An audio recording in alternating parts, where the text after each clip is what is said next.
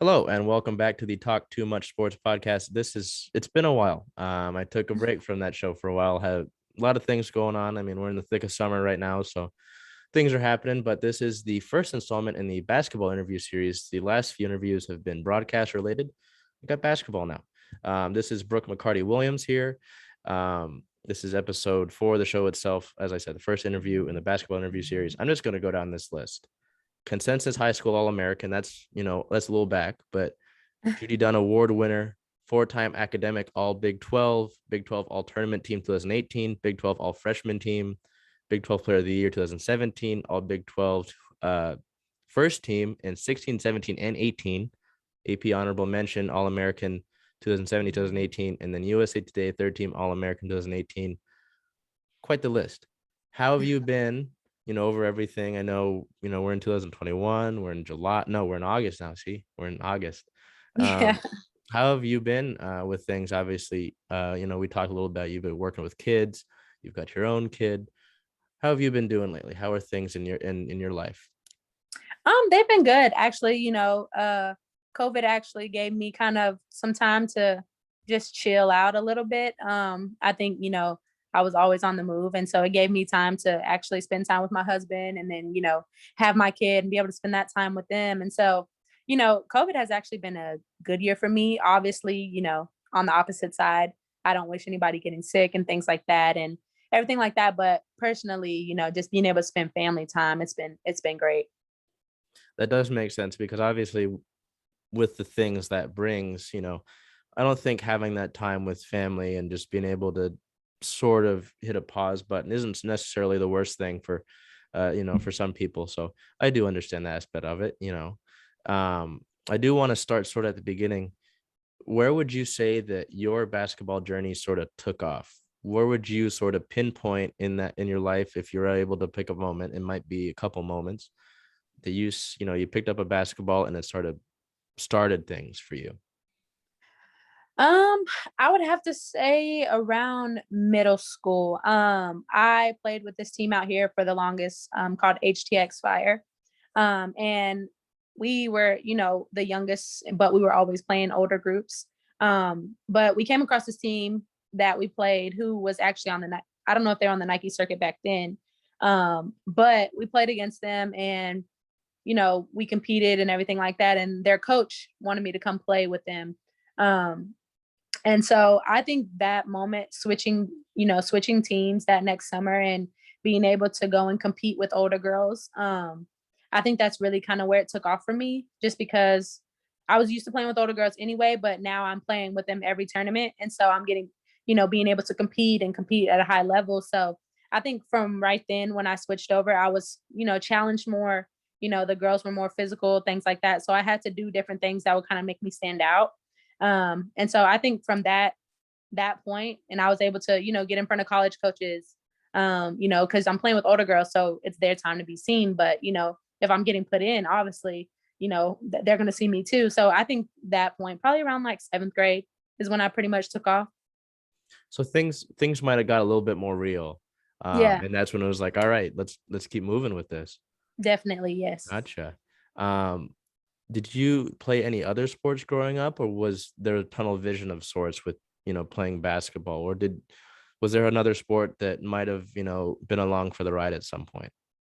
No, in middle school, I played volleyball. I played track. I mean, well, I did track. I did cross country. Kind of, yeah, all of those sports. I did those, except I wanted to do tennis. Did never get to do tennis. But no, I played volleyball, track, and I did cross country until 8th grade. When I went to high school, my high school coach, the track coach wanted me to come do track with her, but I was dodging her for years. But no, so when I got to high school, it was strictly basketball. Things sort of started to go in one road and not necessarily diverge into others. That makes sense.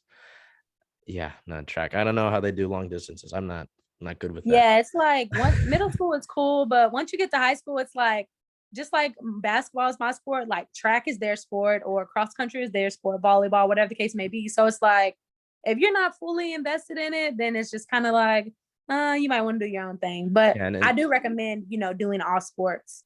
when you're growing up, just because track can translate over to basketball, with speed and footwork, things like that. So, and then, cross country, being able to do that long distance, having that endurance. So I would definitely suggest people, do all the sports you can until you figure out what exactly you want to do. Oh yeah, and I'm sure that's important to figure out because with tennis and maybe you got some tennis skill that we don't know about. Exactly. Some You people never know. you don't know till you try it. So Right. that definitely makes sense. But I mean, once you start figuring out, it's like okay, maybe it's okay to whittle the list down. Yeah. So to go back to sort of the first question, would you say that things getting a little bit more real and getting that sort of extra spotlight help motivate you to continue that passion of basketball going, through college? Or was there any other motivation that you might have had, whether it was working for yourself to improve yourself as a player, just to prove it to yourself, or was there any other extra motivation that you had, going into college there? I think that honestly, I've always been my biggest critic. And so, proving to myself that I can do this or I can do that, or if someone says that I can't do something, then I'm proving myself, telling myself like, yeah, I know I can do it. So I think that is the biggest thing is I was always hard on myself. So if I'm going to be that hard on myself, then I might as well, push through and try to get, as much as I can out of it. But my mom, I wanted her to not have to pay for college. And so I knew that basketball, that I had that work ethic, that drive and things like that. And I was good. So it's like sticking with it and everything. It was my passion, it was my joy. So if I could get, my school paid for and be able to go anywhere that I want, that was kind of my motivation as well. Just being able to, have my mom not worry about that, having to pay for college. So that obviously you mentioned being good, and that's not a lie. You're ranked 11th overall as a recruit and sixth guard in the country, according to ESPN. I mean, did you ever look at that sort of thing? Did you ever notice, hey, I'm ranked this, they have me as this overall guard in the country. Did you ever pay attention to that? And if so, did it ever make you nervous? Was it a confidence builder? Or did you just not necessarily care for any of the rankings back then? I was never big on the rankings, obviously when you're younger and your coaches, they know obviously. But it never really bothered me too much. Like it didn't make me nervous or anything like that. I did, if there was a girl who was ranked above me or something and my coach told me the game before or something, I would like compete with that person because obviously, if they're before me, then I want to see the reason why, you know? So it's not really that it bothered me at all. It was more of like a motivation factor, like, okay, so like she's the number 2 ranked guard. Well, I'm the number 6, so let's go. Let's see what I can do against her. You know what I mean? Yeah. So it was more of like, it was fun competing. I'm a competitor, so it's like I want you to show me why. Oh yeah, no, that's definitely that makes a lot of sense. It's like, all right, show me what you got, I'll show you what I got. Let's just do Yeah, this thing. definitely. Would you say that was similar, that sort of situation, you show me what you got type of thing in the McDonald's All-American game? How would you describe that experience? I know that's a big thing, when you're at that level, and I'm sure that's something that people want to play in. How was that experience for you? Or was it just sort of like, hey, we're here to show off what we can do, um, and just sort of preview what's going to happen in college, I guess? Honestly, I didn't know about McDonald's All-American or anything like that until my best friend, she was like, you might get picked for All-American. I'm like, what is that? My mom, she's big on basketball. Like my mom watches basketball, like is in all of the, whatever's going on. She's like, she's in it. Like she's dedicated. But me, I don't watch basketball like that. I played it so much that like when I was away from it, I'm away from it. Yep. So it wasn't like I come home and watch thousands of film or come home and, watch multiple games or whatever the case may be. Like I only knew about stuff because my mom was watching it. So I didn't really know about the McDonald's All-American until like a couple weeks before. Oh wow. And then when I got picked for it, I didn't know how to feel because I felt bad because I didn't know as much as I should, with being such a big honor, being able to go to the All-American game and things like that. So it was like, it was nerve-wracking. It was exciting. I think that was, one of the times that I'm like, oh man, like I'm kind of nervous. You know what I mean? Just because it's the way that other people talked about it, it's like, oh, like I'm a part of that, So, but the experience was great. Like I loved everything about it, being able to be against the best of the best and girls and boys, and just being able to see that talent of 2014 going into college. And now, like when you're watching games and stuff, you're like, oh, I know who that is because they're in my class. So I think that our class 2014 was one of a really good class. Like, so now that I see people doing their thing out in the WBA or wherever the case may be, like it's cool to see, because we were all at that at that place right before going to college, just kind of chilling. And then now you're in college, it's like, oh, I know them. So it was a super cool experience. With that being said, about that class in particular, a certain teammate that you had, Ariel Atkins, what would you say about your relationship with her? Obviously played in that game together with her. If I read it correctly, UT classmates, teammates on Yep. the Cy-Fair Shock that won a 2013 Nike National Championship. Yep. Can you just speak a little bit on that relationship and the person and the player that she is?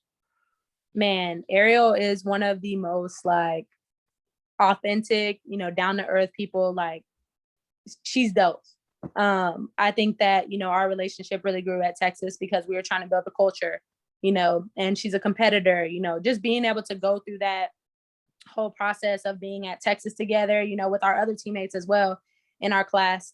We kind of formed a sisterhood, and so that goes way beyond college. And so just seeing her now, like becoming an Olympian, you don't know how hard she works, so just to see all of her dreams unfold, and like she's there living it, doing everything that she's doing.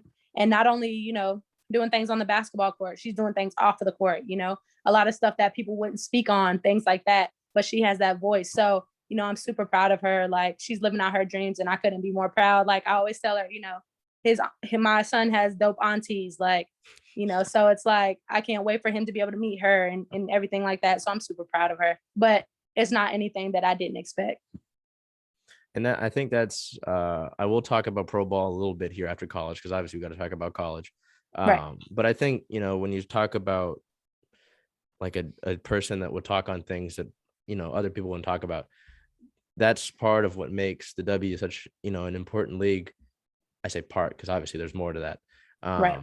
Just with certain things, obviously over the pandemic, and how the WNBA always seems to be taking the front step, the first step, in regards to the other leagues with so many of these things, like the social issues, and just a lot of stuff. So I think there's obviously not a lot of people that are similar to Ariel, because I mean, there's only one of her, but Right. that sort of same intuition and being able to step up and speak on these things is a part of the reason that, it's so cool to watch the WNBA and see these people who are obviously, I'm not going to swear, kicking butt on the court, but Right. obviously then being a bomb ass human. Okay, I said ass. Bomb ass humans off the court and, speaking Right. up on these things. So that is something that, like you were saying, you didn't expect anything else. Right. So that is incredible to see that. Speaking on UT, where did how did you decide to go to UT? What factored into that? Was it possibly being teammates with Ariel? Was that a, hey, I want to go here, you want to go here? How did that sort of come into fruition, and how did you end up enrolling at UT? So when I went there, Coach Travis, he was the assistant coach, Travis Mays. And when I was in 7th grade, I went to LSU camp where he was at then. And I always knew, I said one day I'm going to play for Coach Travis. I just, his energy and, he wanted to be great. He wanted to make me great. So I knew that, that was someone that I wanted to play for. So it just so happened that my junior year, maybe, I can't remember quite, but I can't quite remember. But he got the job at Texas with Coach Karen Aston, who was the head coach. And I still wanted to play for him after all those years. I was still holding on to LSU because that's where I said I wanted to play for him. So LSU was always in my mind. But once he got the job at Texas, I was like, man, like I still want to play for Coach Travis. And all growing up, all my whole life, I never wanted to go to Texas. So I was just kind of like, I want to go far away from home, but, it's the perfect opportunity. And then, I met Karen and everything that, she wanted to do for Texas, like bring them back to the national championship stage and, everything like that. that's exactly what I wanted, build our own legacy. And then so I knew Ariel from high school, and another one of our 2014 classmates, Tasia. Um, they went to Duncanville, and we kind of knew each other a little bit. And so she started talking about, are you thinking about Texas, things like that. And I was kind of like, I don't know yet, blah, blah, blah. But she was like, well, kind of like, I'll go, if you go. And I was just kind of like, you go, if you go, I'll go. Cause I know that they're going to compete. I know that they're going to work hard. I played against them. And then some girls that were already at Texas were on my AAU team before. And so I had that bond with them. It just kind of was like that family fit to me, because I'm big on family. And so going home away from home, I was like, man, I need to at least feel at home. So being able to have some similar faces and, things like that. And just, I knew that the culture that they wanted to build. So it kind of fit my competitiveness. So yeah, that's how I Didn't kind of decided on Texas. didn't start off as somewhere you'd think about, but eventually, it seemed like the right fit and never became the Yeah. right fit. That makes Right. a lot of sense. And I think it's obviously, I'm sure this is a big thing in recruiting is, coaches that leave that impact on you. Obviously, LSU seemed like a place, and then Right. Texas became the place. So Right. it is interesting to see that, with recruiting and how that might change when a coach leaves. Um, I didn't necessarily always think about that aspect, but obviously that is why some coaches are better recruited than others. Right. Moving into college here, how would you describe your freshman season at UT? You played in all 35 games, bringing great scoring off the bench, played in 34 or 34 more minutes in 3 games, including a 49-minute overtime win over OU in that game. What would you say about your freshman season? Because obviously for some people that might be a little harder. You say, okay, this might be a different level. Or would you might say that um, playing with older girls, previously might have helped you potentially get up to speed or be more comfortable out in the court? Oh yeah, definitely.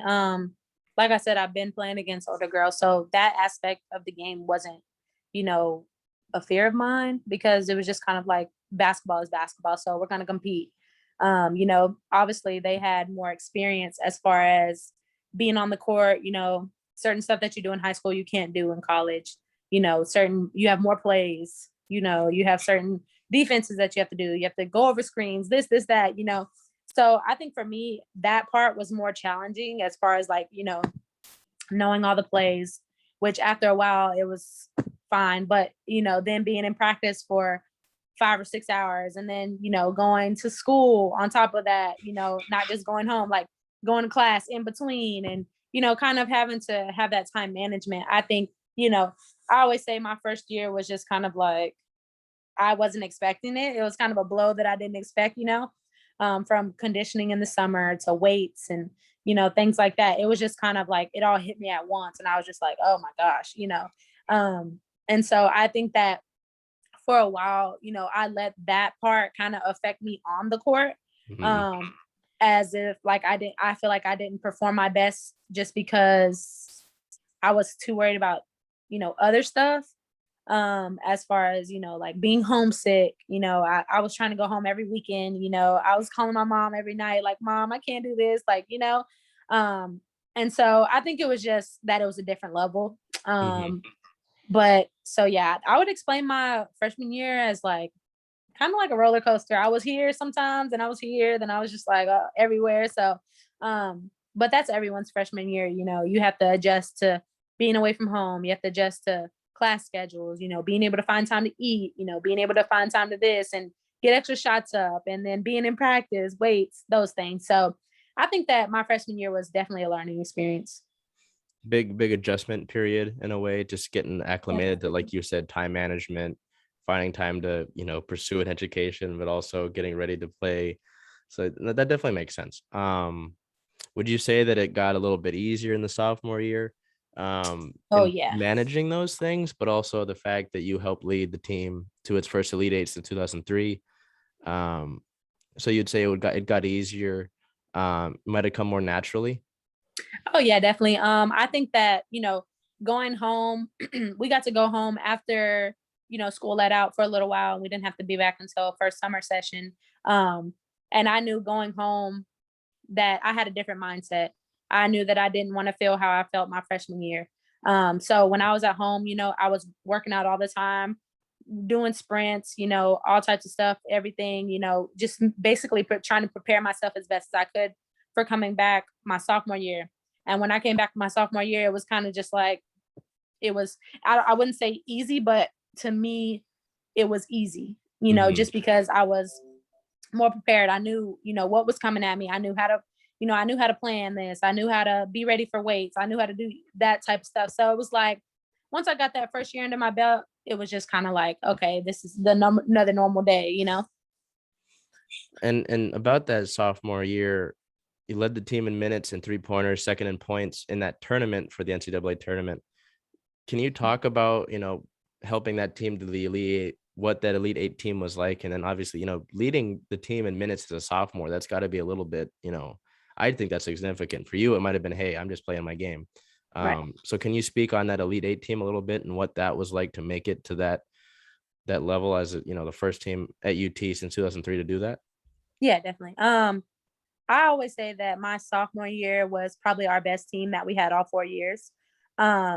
Just because our chemistry, everybody came in there every day to work. It wasn't like we had a whole bunch of distractions or anything like that. Like we came in, got done what we needed to get done. We had great leadership, it was just one of those things where like we were feeding off of each other. And we knew that when we compete, like they're going to have to go hard to beat us, and so we took pride in taking it day by day. And I think that has to go back to our leadership. We couldn't get too far ahead of ourselves, couldn't get too high, get too low, whatever the case may be. So I think that year we just kind of wanted to compete. We kind of wanted to see what we could do because we had so much talent. It's like we had every single piece. And so being able to, go out there and just compete every day and compete against each other in practice. The practices were harder than games, and I think that's what it's all about. Like we created that culture that year where we're going to go hard in practice. So when it comes to the games, like it's easy. And it wasn't like, if we're going at each other in practice, it wasn't going easy. We were going at each other's heads every single day. And then we didn't let stuff in practice affect us outside. So it's kind of like what we do on the court, it was on the court. And then when we got off the court, it was like a family, literally. So everything that year, it just kind of in the basketball world was great, so. Then with the tournament itself, can you talk about playing in the tournament as well as, I'm sure you saw it. I know you say you didn't watch basketball as much, but I'm sure you might have seen what happened, with the tournament this current year, with the way that the differences in the way that women's tournament players were treated in comparison with the grab bags, the weight rooms, the facilities, the food. Can you talk about your experience, of the tournament as a whole, whether it was obviously the games that you played as well as just off the court and what that was like with the tournament as a whole? Right. I enjoyed the tournament. I mean, it was a privilege to be there. And, I would say that social media was kind of just taking off then, that I'm not saying that I'm old, but it's just like, the way that social media is now compared to how it was used back when I was in school. And I'm not a big social media person. So it's just kind of like, there's a lot of things that are changing now. And there's a lot of stuff that you can put on the internet and see. So whenever I saw, the difference between, the women's and the men's, it's kind of always been like that. Except like, it was just kind of like I said, it's a new generation. So it's like, we just thought, okay, get here, you do your thing. Like, it wasn't really about all of that. But in the end, like when you look at it, it's like, it is kind of about that, because once you see, how men are being treated, like as women, we're like, man, why can't we get that? We're competing, we're in the same tournament, so it's crazy to see, but I mean, it's nothing new. Like it's been that way, just like it's been that way with many of different things. So it's just kind of like one of those things where you hope for change, and you hope that social media, I mean, I say that social media is a blessing and a curse. And I think for that, it's a blessing, just because I'm pretty sure that it's not going to happen like that again. And if it does, then that's just saying something to the NCAA, so yeah, I was blessed to be, at the tournament because, being in the Elite Eight and those things, like, it's an amazing experience. So, I'm pretty sure that people are still blessed to be there today. They just want, that Yeah. equal opportunity. So, yeah. And like you were saying, with it being a blessing and a curse, it was good to see the reaction to it. I think Dick's Sporting Goods sent a bunch of equipment out, and they did a lot better job, obviously, after that. But, like you were saying, I'm sure that's something that obviously you experience, and it's happened for a while. And while that's happened for a while, it's good to change that, and it's Yeah. so. I think people miss, a lot of times people miss, like, I guess with the hype around men's basketball and things like that, it's cool, but like there's women too who are working just as hard as these men, There's women who are putting in the work every day, There's women who have kids, who are trying to maneuver that, just things like that. So it's you want people to understand that, like, even though the hype isn't there for women's basketball, they're still putting in the work, they still deserve, to be rewarded for their work as well. So, Well, it was funny that you mentioned that. Not funny, but interesting that you mentioned that, because I remember, I don't remember if it was the title game or the game before that, one of the games before that. I was downtown here in Seattle, and there's a park downtown where there's just it's like a park, but it's a bunch of flat land, and they had set up a couple TVs in a tent, and all these people were watching those games take place. I believe it was Stanford was playing to get into the tournament, the title game, and all these people just randomly downtown on the street were just watching these games, as well as I believe there was a big jump in people who watched, the tournament, and the title game. So it's good to see that. But yeah, like you said, I mean, people kind of lose in the whole March Madness role. March Madness doesn't just stick for the men, right. Because obviously, I mean, you see this year what happened, and obviously in past years. So no, that is a good point, and that's something I will mention with the WNBA here in a second. But like you're saying, part of the reason I like doing these interviews, again, like I was talking to you about, if someone sees that tournament, they say, hey, or in the WNBA, hey, I like what she's doing, I want to learn more about her. Boom, put the name in, but no, that definitely makes sense. And obviously that's something that we're working to change. Right.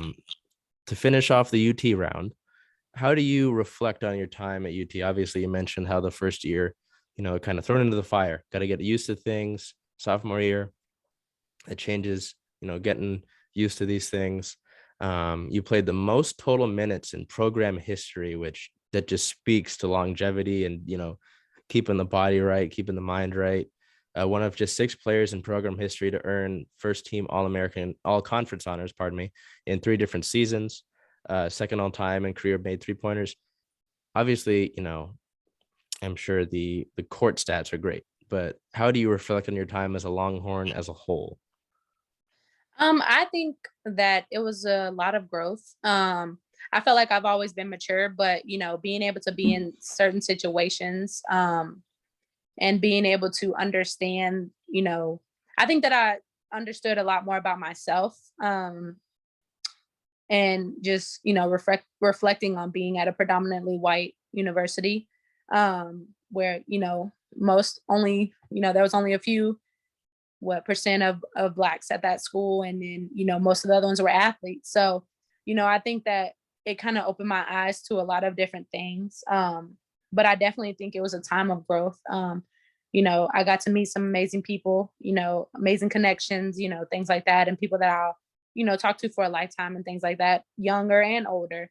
And so I think the overall experience was great. I think I would experience more if I could go back, as far as being in the city of Austin and doing those kind of things of that a normal kid in college would do, if I had more time. Mm-hmm. So but overall I think that our resources were great, the school, obviously the atmosphere, things like that, people that you got to meet, and then just being able to be there and have a full ride scholarship. It's one of the top universities, so at the end of the day, I can't complain about anything that I went through or did in college.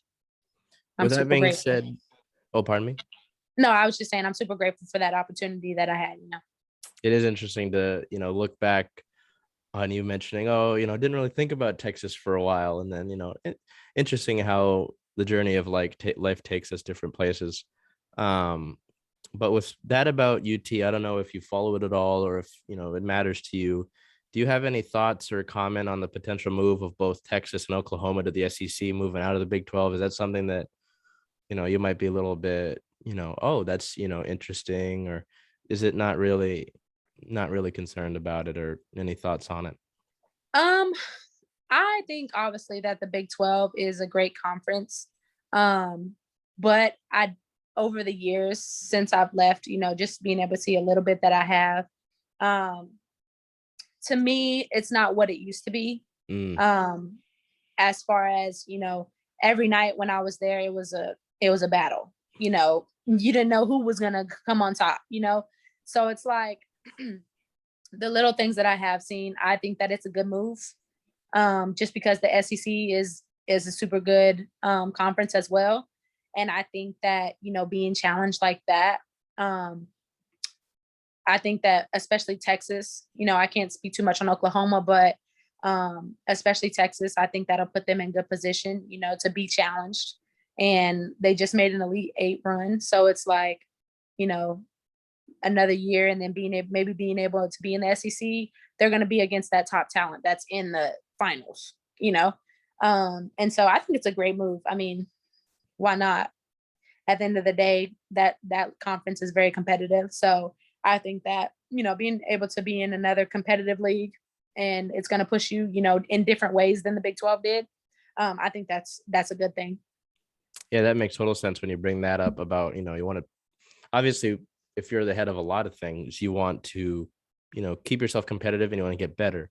That Right. doesn't necessarily happen if you're beating up on the same teams every once in a while and you're not being challenged, so that Right. definitely makes sense. And it's interesting to sort of follow that saga to see if the other parts of the Big 12 might make a corresponding move. I know there's been talks about a couple teams joining the Pac-12, which would obviously make it more than the Pac-12. Right. But interesting to see that. I know that it wouldn't be effective until 25, and that's, Yeah. we're in 21 right now. Right. But it is interesting that you say that, just from it not being as it was, you never know if someone's gonna, there's no easy games, I'm sure, is kind of something that would be similar. Right.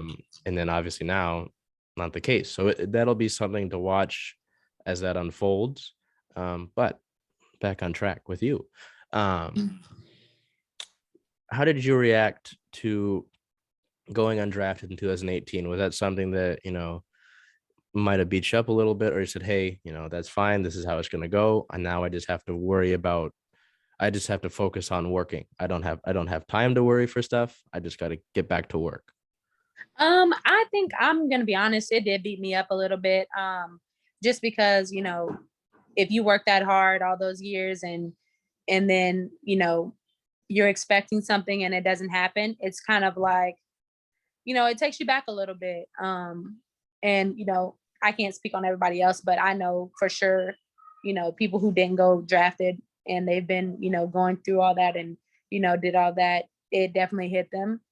So for me personally, yeah, um, I I was I think reacted emotionally to it as far as like, you know, I was just kind of in one of those spaces where I was just like, well, why, like, why not? Blah blah blah blah. But after a couple of months, it was just kind of like, after being able to come back home and go to training camp and things like that, and then being able to be with my husband and just kind of take some time off from basketball because I mean, it was the most free time that I had. Hmm. And so I think that after I let it soak for a few days and things like that, and I was able to go, to my house with my husband and things like that. It was just kind of like okay, well, what's next? So it did bother me, but at the end of the day, it is what it is. Like, you can't change it. You can go undrafted. There's people who've been undrafted who go, do amazing things. And there's people who've been drafted who go do amazing things. So it's like, at the end of the day, it doesn't matter if you were drafted or not, honestly. Yeah, no, that definitely makes sense. I mean, like you were saying, when you put in that work, going back to playing the most minutes in program history at UT, you know, and you work so hard and you work on improving yourself. I understand that. That makes completely sense. And I don't think that's anything to have shame in. Yeah. But like you were saying, it's like at some point, it's like, all right, it doesn't matter. People have Yeah. taken this road that I have, and I just got to focus back. Um, Another thing, so you go to work out in the Sparks camp, and then you get released, Hmm. and then you get into the Wings camp. I know, I believe it was Coach Agler, Hmm. same coach, like, hey, I think you did a good interview with the Athletic. It's like, I don't know. I don't want this to be the same sort of situation, and go through that again. Because I'm sure, like you're talking about being undrafted, that's got to be Right. something that's exhausting to deal with. How did you push yourself in that camp with the Wings? What did you do anything differently than in the Sparks camp? How did you push yourself to make that roster with the Wings there in Dallas? I think that when I was with LA, I went in there with a lot on my shoulders. I went in with like trying to prove that I should be there. And trying to I feel like I competed very well and things like that in that camp, but I feel like I was trying to prove something. Mm, And so when I went into the Wings camp, I was just kind of like, okay, I'm gonna go in here. There's nothing I need to prove or anything like that. I'm just gonna go in here kind of like with my mind free. And that's exactly what I did. And I just went in there and I just told myself, go in there and compete at all costs. So that's what I did every day. I showed up and I competed and I didn't, have anything as far as like I should be doing this, should be doing that. It was just kind of like go in there and do what you do. And then at the end of the day, if it's for you, it's for you. If it's not, it's not. And so that's how I went into the camp with the Wings. And it was probably the best decision I could have done, as far as like not worrying about anything else or trying to prove anything to anybody, just being me. And so, yeah, that's pretty much all I did. Like, I wasn't caught up in everything else. I was just trying to go in there and compete every single day. And, that's just what I did. Wasn't that anything special or anything like that. just playing more free or a little bit more loose. And that definitely makes Hmm. sense. And it's interesting that you mentioned that because, like you were saying, with Wings camp and then freshman year, with having so many things to think about, when you're on the court and you're worried about something else, it's not always going to end in the best result. Right. So it is interesting to think about that just because, I know Liz Cambage decided to not play with Australia in this Olympics. Obviously, Simone Biles and Naomi Osaka have taken Yep. time off, for mental health stuff. And, there are people as fans who say, oh, that's BS. I know, that's ridiculous to think because if you're on the athlete side of it, I didn't play anything in college, so I can't say Right. anything about the college level. But I know, if I've got some on my mind at any other time that's not related to what I'm presently doing, usually there's going to be an issue. I'm not going to be, doing as good of a job as I normally would. And when you're, a pro athlete or even a college athlete, that's magnified, so just because Yeah. of how many eyes are on you. So that makes sense. And it's, it's something that needs to be destigmatized, obviously. And I'm sure there's work to do in that regard. But I am glad to see, people taking stands. And I know there are obviously more people who have done that, whether it's Kevin Love in the NBA and a bunch of different people. But it is interesting to see that because, I mean, that's true. I mean, if you've got your mind on something else, it's hard to defend the person in front of you who's, the best in the world at their position or they're in the league, in the best league. So it definitely makes a lot of sense. And it is interesting to see that. Yeah. I think Um, that a lot of people forget that like athletes are humans. yes. Um, so it's like, and it's not towards anyone or anything like that, but it's like, people who aren't playing sports, they're allowed to have those feelings. They're allowed Yeah. to, No. Yeah. feel a certain way. They're allowed to do this and everything. But as soon as an athlete, wants to take time for mental health, wants to do this, wants to do that, or speaks on mental health, it's like, oh, what do you have to complain about? You Yeah. know? And so I Yeah. think a lot of people, just like, people don't realize that women put in a lot of work. Like people don't realize, athletes, they're humans too. Like we have feelings, like, it's not just all glitz and glam. Like there's those times where we just don't feel like, performing for you. And so it's kind of like when people need to take a time out, like a lot of people, give them backlash and stuff, but just like we don't know what's going on in your life, you don't know per se like what's going on in our life. And so a lot of people deal with different things. And I feel like at the end of the day, we do have an obligation. We are athletes, we are at a high level, and, we are expected to perform and things. But I think that, it needs to be normalized that like every day is not going to be a good day. Every day is not going to be your best day, And so that's why a lot of people, it's like a big shock when they come out with mental health issues, because they normally come out when they can't handle it anymore. So it's like, if they would just normalize, you being a human, or normalize you being able to, show your feelings, because your feelings matter. Like your feelings, they're your feelings and they're meant to be felt, And so it's like, if people would normalize that and stop having this, stigmatism of like, these are athletes, you can't do this, you can't do that, because at the end of the day, when they have that breakout or whatever, that's their last straw. And, they decide to sit out of the Olympics, everybody sees it as negative, but it shows that like, at the end of the day, like you matter more than whatever you're doing. So as much as people, have all this negative backlash and things like that, it's like, yeah, the timing could have been different, but at the end of the day, it's showing, little girls or showing little boys that like, you don't always have to be that perfect person. You don't always have to, and even if it's on the biggest stage, at the end of the day, like you matter more than that sport. So I just feel like, a lot of people need to normalize that and understand that like everybody's human. Like we're no different than you. We're no different than, your friends, your dad, your mom, whatever the case is, like we're all human. So.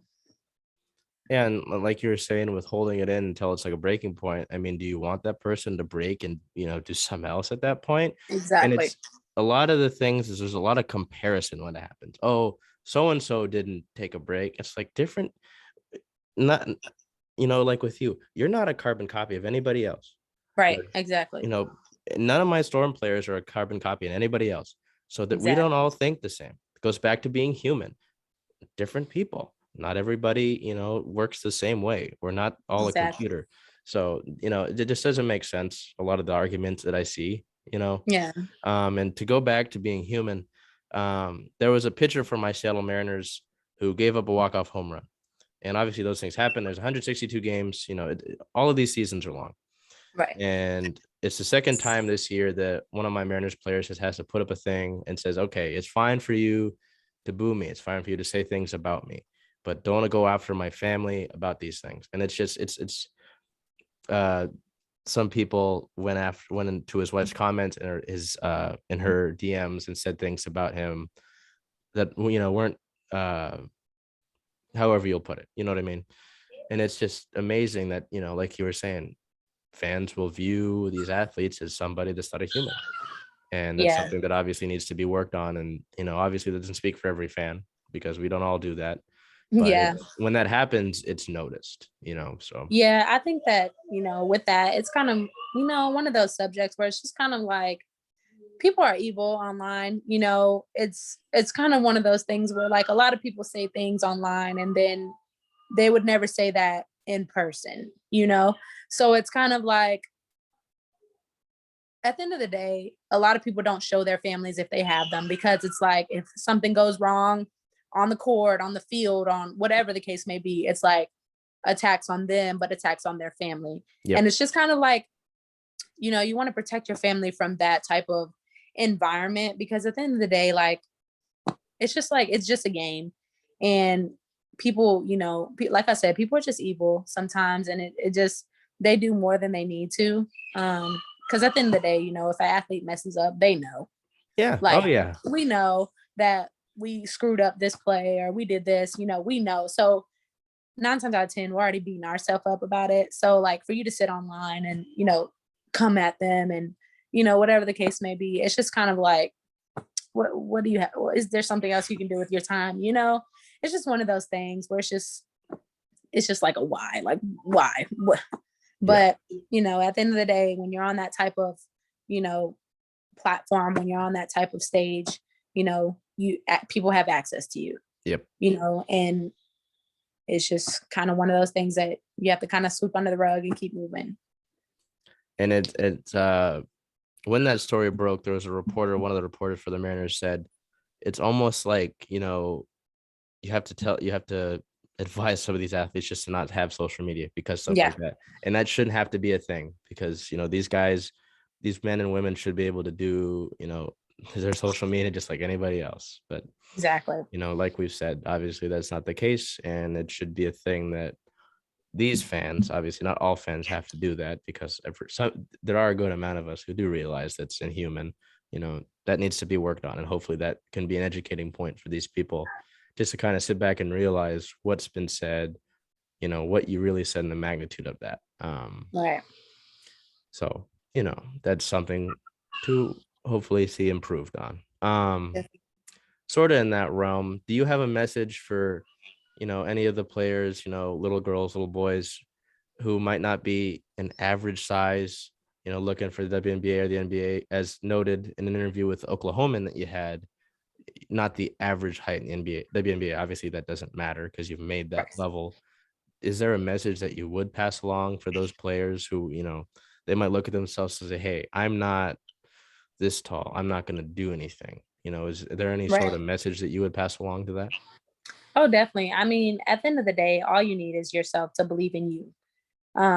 No matter if you're 7 foot tall or 4 foot tall, if you believe that you can do it and you believe that you can compete and you're going to work your butt off, to get into those positions, then don't let anybody tell you that you can't because you're too small. Um, like I said, at the end of the day, like people know you're small and people are going to tell you you're small. But if you think that you're bigger than you are and you go and play bigger than you are, then there's nothing that can really stop you from getting to where you want to get to. How do you think media outlets as a whole have done this so far this year in terms of, promoting the league and actually putting the league onto the platforms as they normally should have done? Obviously, for years it's been, lack of content, not really paying attention, not including athletes in certain conversations like, torn ACLs, certain players coming back from torn ACLs. Brianna Stewart has been omitted from some of those lists, like Kevin Durant's been on. And much respect to Kevin and his time in Seattle, but there are players, that aren't men who have recovered from these injuries. Viewership numbers have been up. They were doing better than previous years, up to the Olympic break. Obviously, we haven't had any WNBA games since the Olympic break, but I know again, that's something you said you don't necessarily watch as much basketball, but do you think, I don't know if you've seen it at all, do you think that there's been more coverage as there should be, than previous years? And do you have any thoughts on what should be done for those outlets, going forward and doing a better job of showcasing the league as well as other women's leagues? I think that there definitely has been, an increase in trying to put the W out there. I think that there's overall been a better job of that. Like I said before, social media plays a huge role in that. And so I think that, being able to just turn on ESPN or something and, watch the game, that's been a plus. Because normally, you have to watch it on your little app or it's a certain channel that you watch it on. So I think in that aspect, it's been great. Just because people are seeing more games. People are able to watch more games instead of having to, get an app and, do that or whatever the case may be. So I think that there's definitely been, more push for it, which is a good thing. Do I think it's where it needs to be yet? No. Just because there's so many amazing things that these women do. Like if you look down each roster, there's literally amazing people on each team. And so being able to kind of show them more and, being able to show what they do outside of basketball, maybe just like, the NBA, they show things that they do outside of basketball. They show, different avenues that they're doing. So, I think that when the W is able to do that and basically, let people know who are on these teams, because a lot of people, some of the players, they're like, I never knew of that person, but it's like, how would you? Mm-hmm. So, I think that part of it still needs some work. But I know that, it's a work in progress. So you can't have all things come at once. But I definitely think that it's been better than it has in the past. Yes, That definitely makes sense because, there are some people, if they relate to a player, they might, that might, boom, might be a new favorite player. Like you're definitely. saying, learning more about it because, again, looking at these stats and highlights might be great. But for some people, if they do learn these different aspects, these different avenues, like you were saying, that just might be even more of a reason, so that definitely Exactly. makes a lot of sense. And It has been good, like you're saying. The app is great and all, but Yeah, not everybody, one, has the app, two, has access to exactly. the app, like stuff like that. So I know Exactly. even in the NWSL, for a lot of them, do you know what Twitch is at all? I don't. It was primarily a game streaming website, but like video games. But the NWSL has if they're not on CBS or their app, right, Hmm. they will stream their games on Twitch, which is just shows, it's like I spoke with a couple of the Rain players, the NWSL team that we have here. And when people ask them, where can I watch your games? It's kind of like because Yeah. they don't really know. So obviously there are these hurdles to continue to jump over, but like you're saying, there's work still being done. So that's good, but Right. hopefully more work is done in a quicker manner. Right. Right. Um, how would you describe your time playing overseas? I know you mentioned Sweden, I believe. Um, and what sort of comparisons and maybe contrasts would you say in relation to the WNBA? What sort of differences would you say that there are have been, whether it's level of play, how chemistry level, how players are treated, Hmm. uh, those sort of things? I loved my time over in Finland. And I had, two American teammates who were my roommates. And so, being over there, it was a culture shock for me at first.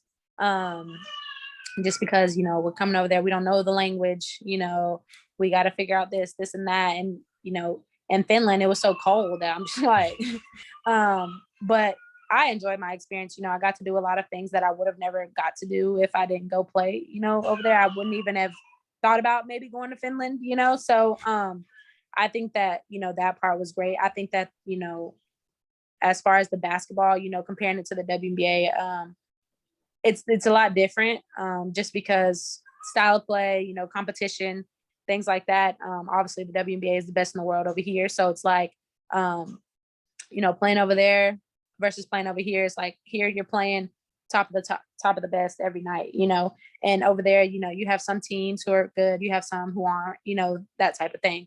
So I think, just competition level, and then obviously being in America versus being in other countries. And, over there for my first year, we bused to our games, which is, it was different for me because coming from college, I flew to games, things like that. And then, it kind of took me back. It makes you like humble yourself a little bit, not saying that we couldn't fly over there, but it's just how they do it. Yeah. And so, that part was different, and then being able to fly in the WNBA. Obviously in WNBA you fly commercials, so it's kind of just like, but that I love Finland, and I'm looking forward to seeing how Sweden will compare to Finland did. And so, just different countries, different ways. I'll have to see when I go over there. I'm super excited about that. So What sort of thing, you talk about the W being, the best of the best. Speaking of one of those, what sort of things were you able to pick up from a Skylar Diggins Smith? What sort of, nuggets or advice or even lessons would you say that you might have picked up from her, that you would share?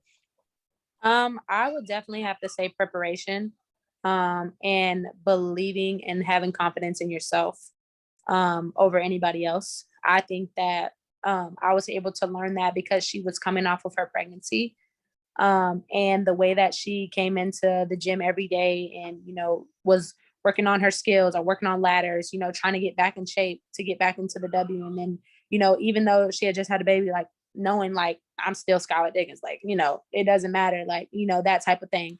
And so I think that those two I really took from her because it was always about being prepared and Mhm. always about when you step out there, I'm out here because I'm one of the best people too. It's not, oh, I'm out here because of this, and that. No, we're both in the WNBA, so I'm gonna compete. So I think that those are two of the main things that I took away from her for sure. And then do you have any thoughts on the league expanding and what potential cities that you think would best host a new team? I As far as the league expanding, I definitely think that they need to expand the league. Just because there's so many girls who, you know, could have a good shot at being in the WNBA. It's just there is no spots for them. which is what it is. Like there's only 144 spots. So, a lot of people have to be on different type of contracts or, whatever the case may be. So it's like there are people who should be in the WNBA who aren't. And it's going to continue to be just because the WNBA is so small. So it's like, if they're not being able to play there, then now they're going overseas and they, some of them just want to spend that time from being overseas at home with their families instead of going to training camps again, because at the end of the day, it's like there's already a certain amount of people who are, on that roster because of who they are, how long they've been there, whatever the case may be. So at the end of the day, it's like the spots are getting slimmer and slimmer. So I think that they definitely need to expand. I think that, it will be a great idea. Obviously, there's more things that go into that, but I think that one of the cities that they should expand to is Houston. I'm out here from Houston. So it's just kind of like, having a team in Houston again would be super cool. But as far as any other cities, I mean, I don't know. I don't really know about other cities like that. So it's like, I can only say Houston. But yeah, so I definitely think that they need to expand the league for sure. And obviously, that is a point that gets brought up when talking about expansion is, so many of these girls will not make rosters just because, whether it's, the amount of spots, who some of these players are, just, commanding those spots. Yeah. And that definitely makes sense. It's always interesting to think about what cities, I mean, you can kind of play the game of, who would make the best sense, what would make the best fit. But I know that the commissioner said that if it was a success this year financially, then that would be something that they would have to do and that they would do. Then at that point, it just becomes, all right, who gets a team, Right. So it is interesting to think about that. And it'll be really cool to see, what that's part of. I know that I've seen Portland floated around.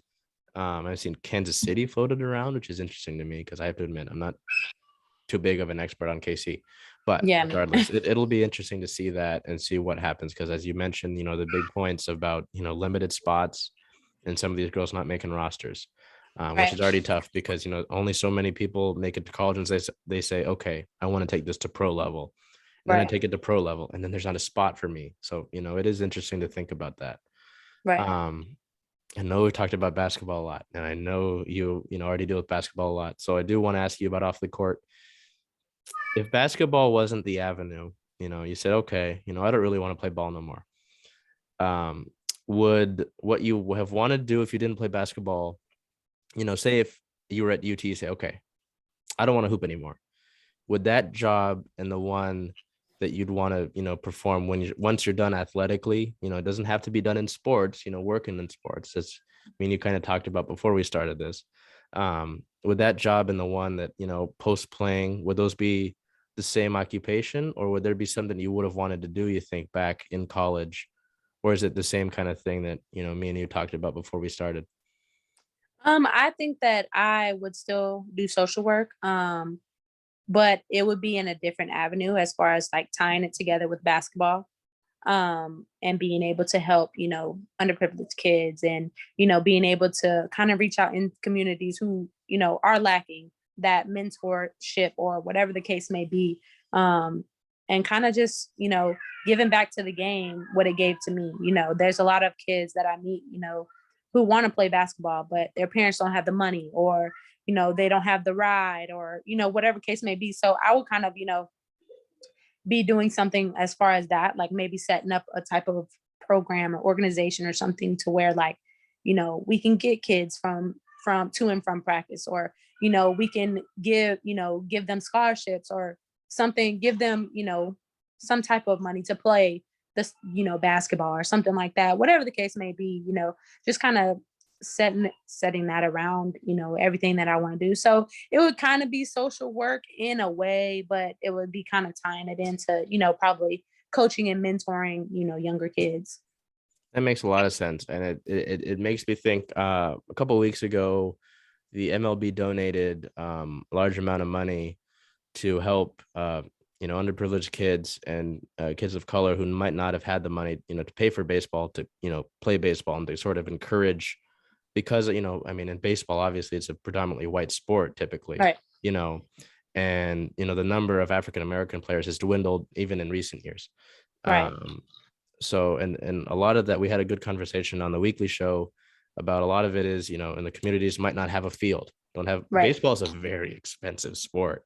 You Right. gotta get a bat, you gotta get a glove, you gotta go to some of these teams. If you're going pro, you're probably got to pay for a select team, and that's a lot of Exactly. money. Right. So to think about that and to think about setting that up, I think I like that because, obviously it doesn't just stop at baseball. It's not like every other Right. league, everybody's got the aspects, the resources. And I think that's good. And I think that would be good to, work on that in basketball and just say, hey, if you need a ride to practice, we got that. You might Right. not be able to afford, the uniform or whatever. Fine. We've got that covered, Right. so that I like that. And I like hearing that because, like you were saying, some of these kids can't afford that. Their families might not be able to afford that either. They might be working their hardest, and it doesn't afford that avenue for them to do that. So Right. I do like that. And it is interesting to, you know, I still think that counts as social work. You're, working socially. Right. And I do like that. So, obviously, whenever you decide to hang the sneakers up, that'll be cool to see, but obviously other things going on. So with that being said, is there anything that you would like to promote, put out there? I know you've been doing a lot of kids camps. You're obviously gonna be making a big move here in a little bit. Is there Right. anything that you want to put out into the world, what Brooke might be doing or anything else related to that? Just right now, just kind of training and getting ready to leave. So that's kind of my main focus right now. Being a mom, huh? Being a mom and, so just kind of trying to show my kid, different things, and being able to, just kind of give him that kind of life that I didn't have. So, being able to spend time with my husband and my son and, just have that family time and things like that until we leave. So yeah, that's all I'm doing right now.